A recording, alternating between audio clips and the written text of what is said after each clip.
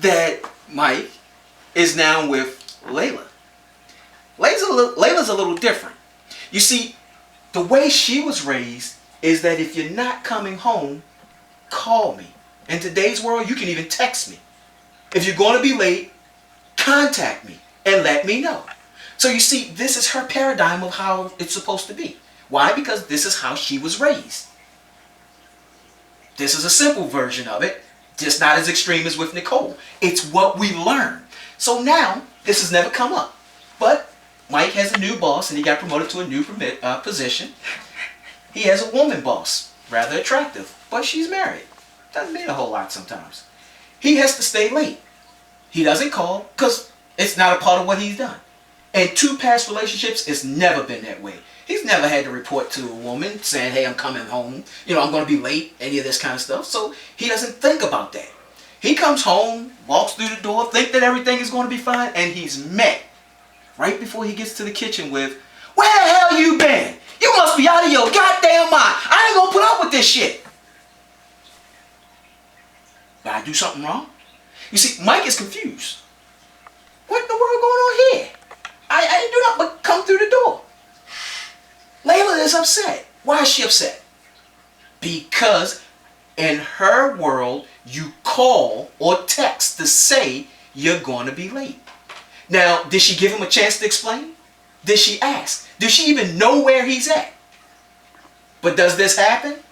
Yeah, all the time.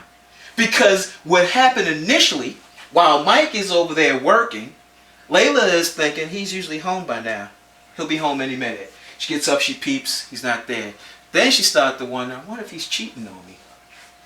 Nah, he wouldn't do that. And then it goes deeper. He probably messing with somebody else. And so after she's through with the he's messing with somebody else, now he's dead. Oh my God, maybe he's dead. Maybe he got carjacked. Maybe he's in the hospital. I should call the hospitals. You see, never the good thought. Right. I should call him. Maybe he's working late. It goes from one bad negative thought to the next bad negative thought. Because that's how we have been programmed. It's not natural for human beings to think that. And I want to put a pin in Mike's story just to tell you why it's not natural.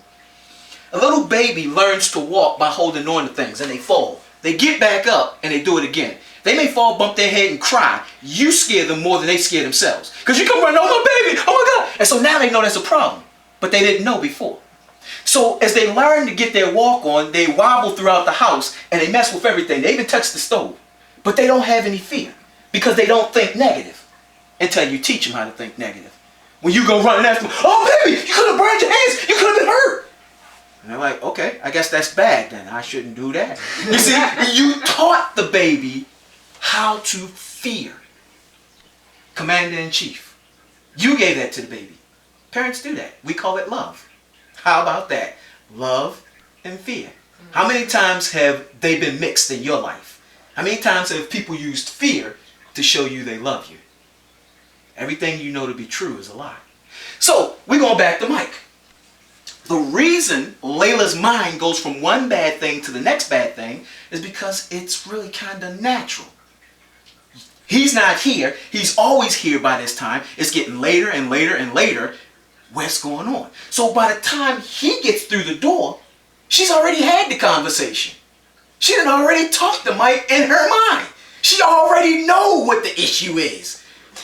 She don't need him now. She just need to express to him how angry she is. Now, in everything that I said, she said, this is what she's really saying, and Mike doesn't hear it. Right.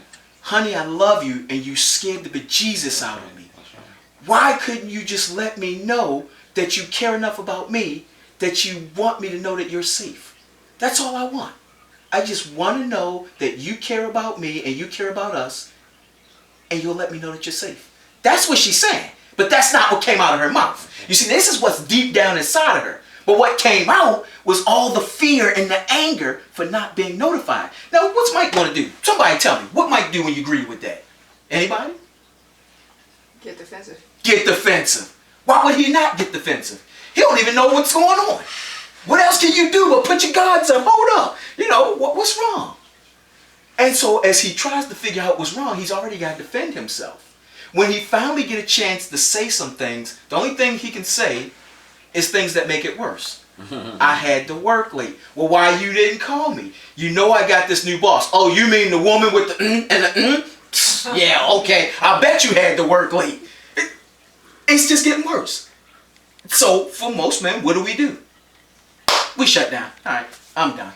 And what does she do? You don't even want to talk to me about it. You know, now you showing me that you don't care about me. Why you don't care about me? Come on, let's talk about it. And now the man, this is what we hear. And what she's saying is, I need you to show me you care. The way you're acting, you must don't care about me. And he's saying, blah, blah, blah, blah, blah. Communication problem, right? Does it happen? Oh, yeah. Yes. Big time. Big time. You can't have a relationship if you can't relate. So, what we teach is how to relate. Darlene, come on up here. I'm going to be Mike and you're going to be Layla and I'm going to come in the house. I'm picking on Arlene because she's my partner and she knows how this exercise works. Where have you been? What are you talking about? I've been at work. Why didn't you call me? Why didn't you? I don't understand. What do you mean you were at work late? I mean, don't you know that you're supposed to call? Okay, I do. I do. You know what? We've never discussed it, but, Layla, look, what I've observed is that in this moment, it looks to me like you're upset about me coming in late. Am I correct about that? Yes, yes. Let me explain. Okay? Because I'm observing that you're upset, I am going to request first that you listen to me so that you understand. It was a last minute thing, and I was asked to stay late. I did not think about calling you, but you're right. I should have called you. I didn't think about it because it's not anything I've ever done before. But now that I understand that you want me to do that, and that is what you want me to do, correct? Yes. It's not right here. You see how he's asking confirmation? I'm not assuming. I'm asking confirmation. What if she said, no, that's not what I want? So say no. No. So I would like to know, because I do care. What is it that you want? What could I have done differently? Now, before you answer, you see what's going on here, right? Mike startled, but he didn't become defensive. That's his first reaction. You automatically, when you're attacked, become defensive. He had to gather himself.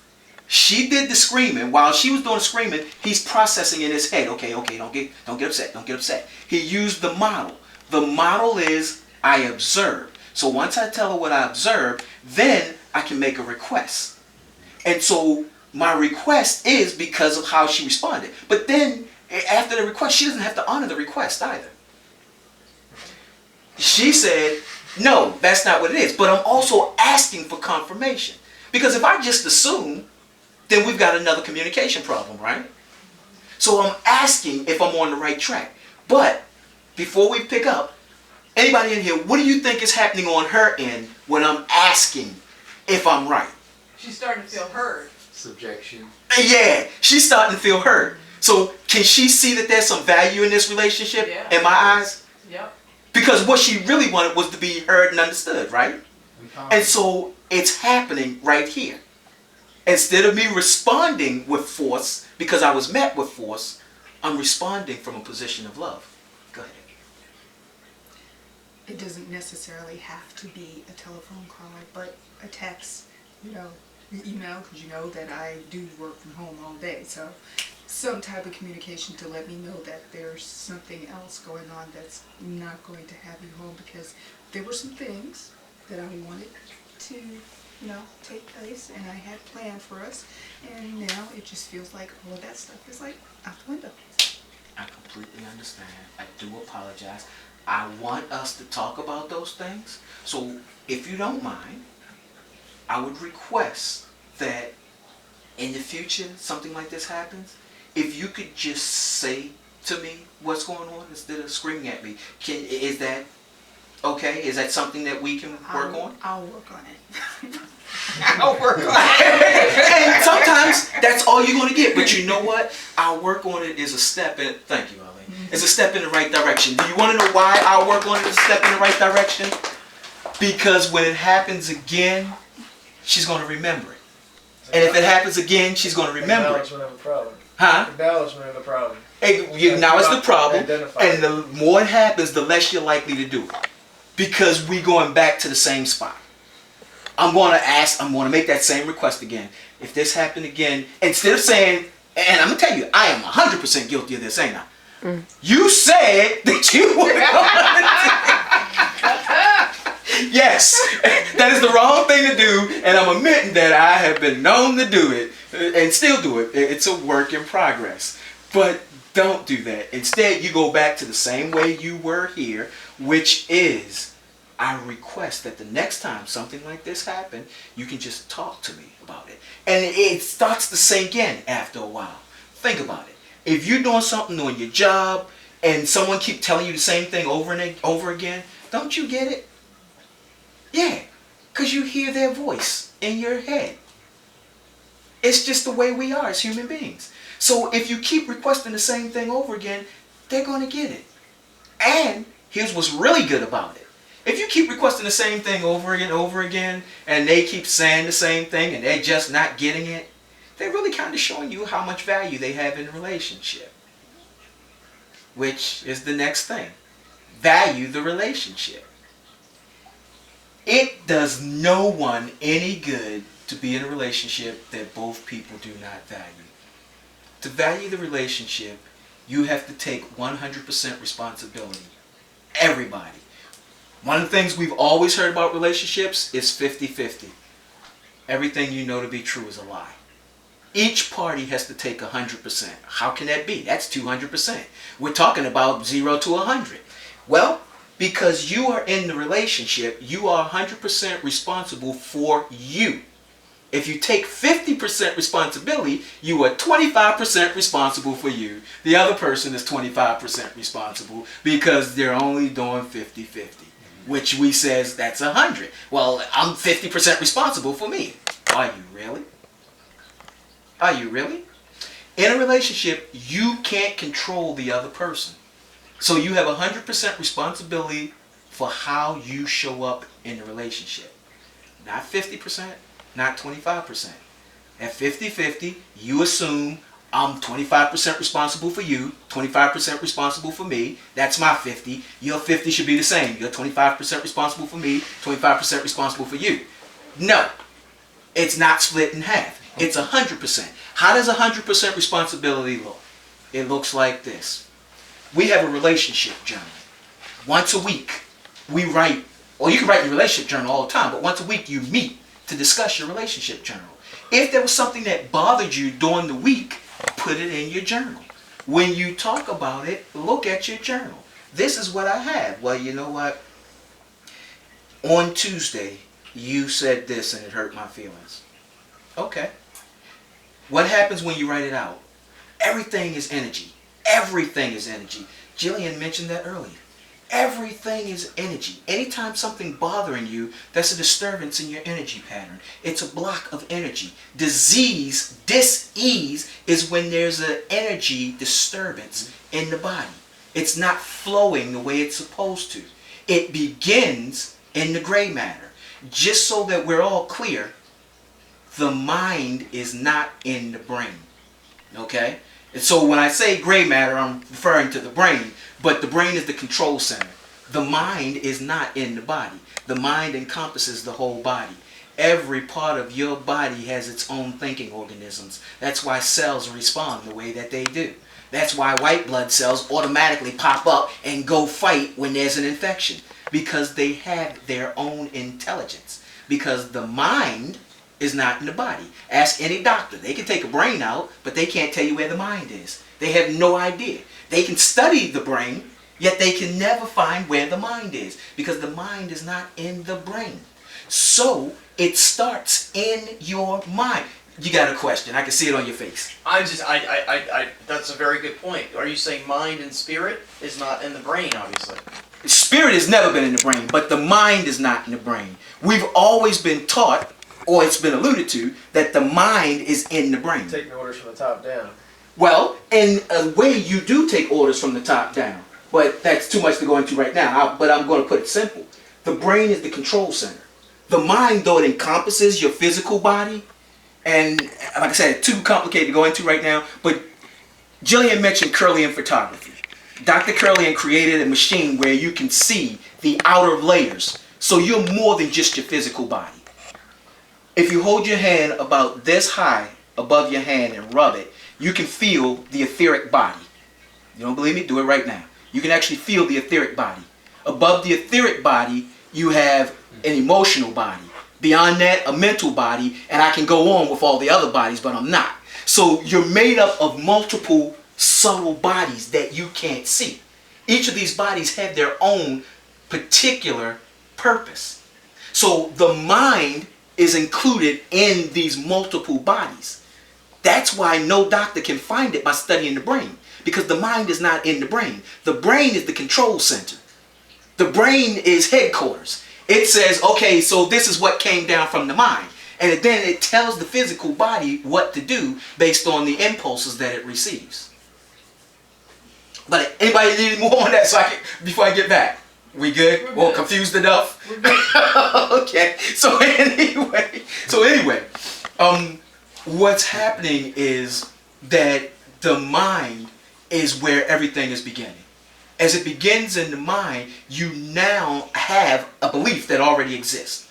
The beliefs usually came throughout childhood and on, and it's something that you settled on because it works for you or it don't work for you, whatever reason you've chosen to believe that. So when the messages come, it bounces up against it. So in our scenarios, what we're seeing is that there's a message that's coming in, and then there's these beliefs that's right here. And these beliefs are affecting how we are communicating. We're not effectively getting across the message because I may hear the words you were saying, but there's something else going on up here. I'm focused on something else. I'm thinking about something else. I'm not connected to it. So when we put value, which is where we're supposed to be, when we're putting value in the relationship, we are understanding what it means to truly be in the relationship. 100% responsible, writing out our journals, putting our thoughts, feelings, and emotions in those journals. And because we're putting it in the journal, it's allowing us time to get that energy out.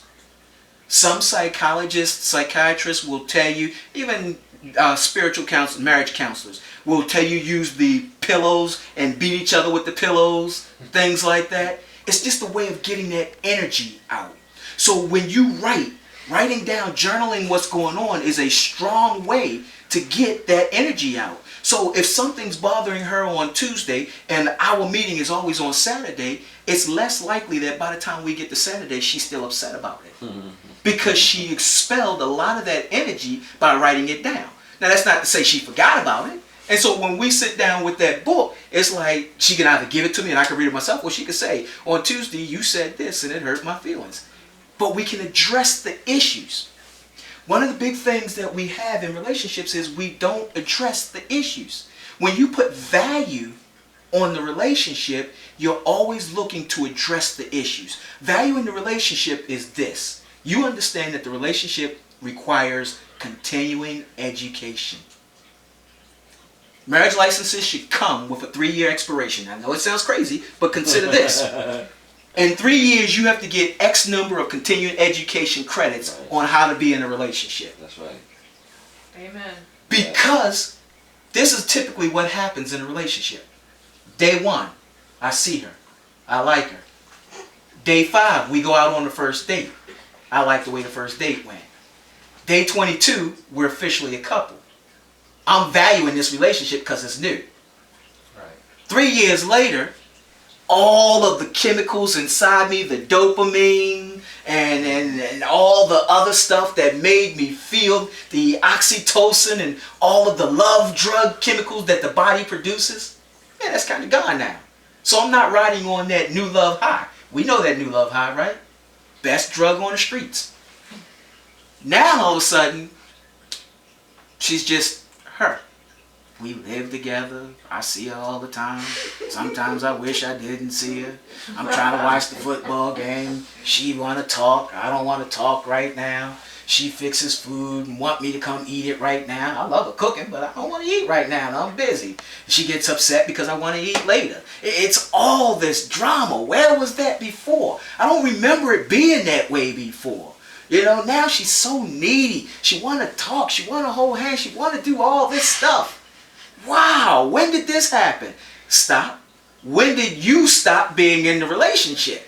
Because in the beginning, you gladly held that hand. That's right. And when she said come eat, you slid in there and sat down and ate. When she came talk to you during the football game, you held her hand and said, 1 minute, baby, commercial about to come up. What's on your mind? Now all of a sudden, none of that. Like, I don't need all that anymore. You want to know why? Because men, we are designed like this. Men are from Mars. We are conquerors. We are fixers. You got a problem? Let me fix it. You want me to smash through something? Let me smash through it. You need me to conquer something? Let me conquer.